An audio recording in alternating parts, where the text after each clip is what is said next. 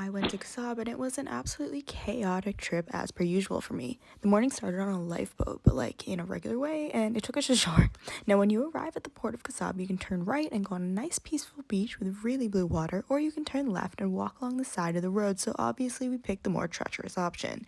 After about 30 minutes along the side of the road, we found khasab castle and decided to go in, and the card machine we tapped said 6,000 omani rial, which according to my currency converter app was about $15,500. But I decided to worry about that later and went on to explore the castle. This was an interesting wander, and there was a cat inside who left her kittens to give us a guided tour, very kind.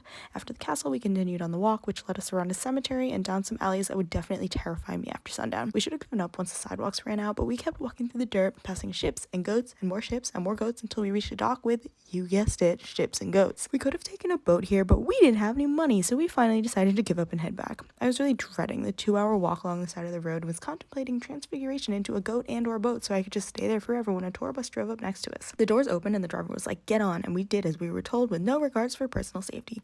The bus was completely empty and the driver was like, "Why were you there?" And we had to tell him that we were on a walk that kind of went wrong, and he drove us into the town and then dropped us off. You might think this was the end of the drama, but khasab wasn't finished with us yet.